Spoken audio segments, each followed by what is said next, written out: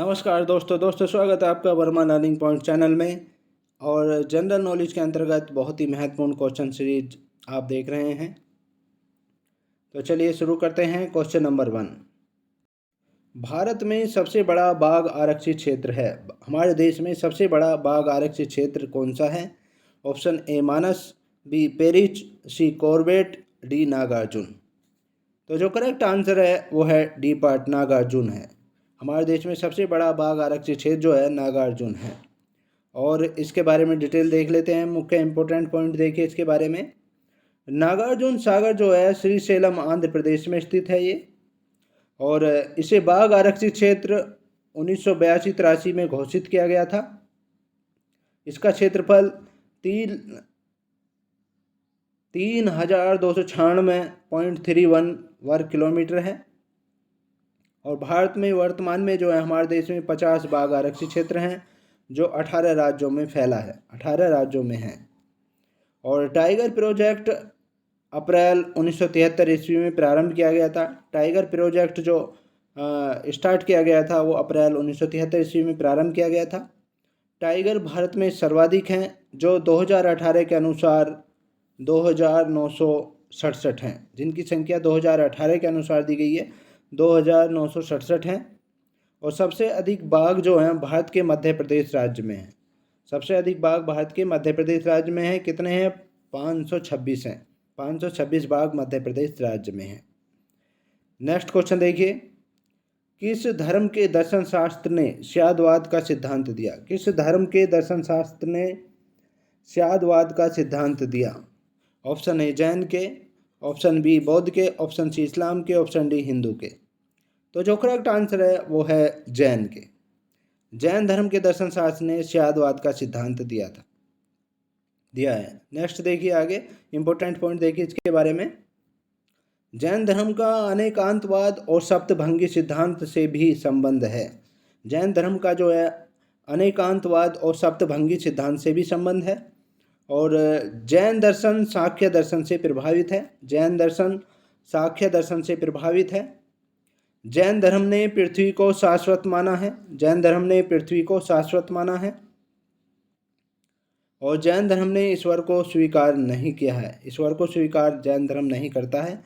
और जैन साहित्य को आगम कहा जाता है। जैन साहित्य को जो कहा जाता है वो आगम कहा जाता है।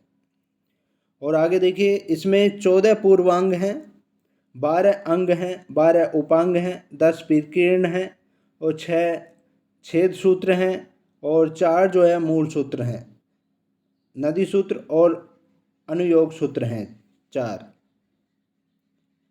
यानी इसमें 14 पूर्वांग हैं, 12 अंग हैं, 12 उपांग हैं, 10 विकीर्ण हैं, 6 छेद सूत्र हैं और 4 मूल सूत्र, नदी सूत्र और अनुयोग सूत्र होते हैं। जैन धर्म के जो संस्थापक हैं, प्रथम तीर्थकर थे वो ऋषभदेव थे। और महावीर स्वामी जैन धर्म के 24वें तीर्थकर थे और अंतिम तीर्थकर हुए हैं ये।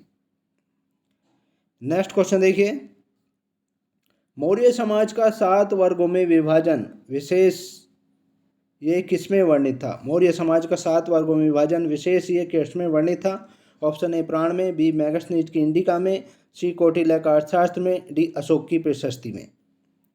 तो जो करेक्ट आंसर है वो है मेगस्थनीज की इंडिका में। मौर्य समाज का 7 वर्गों में जो विशेष रूप से वर्णित था वो था मेगस्थनीज की इंडिका में। लेकिन इसका लिखित रूप से प्रमाण हमें मिला नहीं है। इसकी प्रीति जो है वो मिली नहीं है अभी तक। और इसके कुछ उद्धरण जो हैं वो दूसरी पुस्तकों में दे दिए गए हैं। आगे देखिए इसके बारे में और डिटेल से इंपॉर्टेंट पॉइंट देखिए। मेगस्थनीज सेल्यूकस निकेटर का राजदूत था। मेगस्थनीज जो था सेल्यूकस निकेटर का राजदूत था जो चंद्रगुप्त के दरबार में दूत बनकर आया था। चंद्रगुप्त के दरबार में दूत बनकर आया था ये।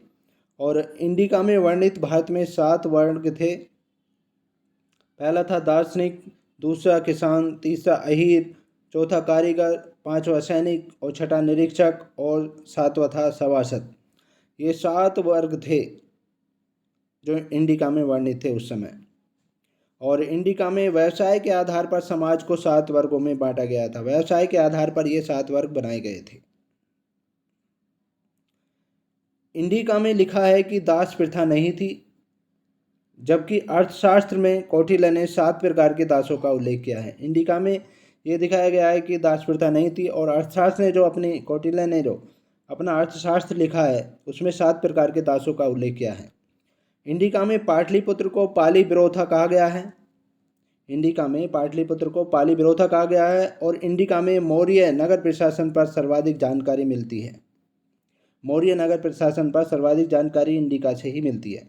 इंडिका में नगर नियोजन प्रणाली का भी वर्णन मिलता है। इंडिका में नगर नियोजन प्रणाली का भी वर्णन मिलता है। तो ये थे जी के संबंधित महत्वपूर्ण क्वेश्चंस। इसके नेक्स्ट पार्ट में आपसे फिर मुलाकात होगी, तब तक के लिए शुक्रिया। Thanks so much.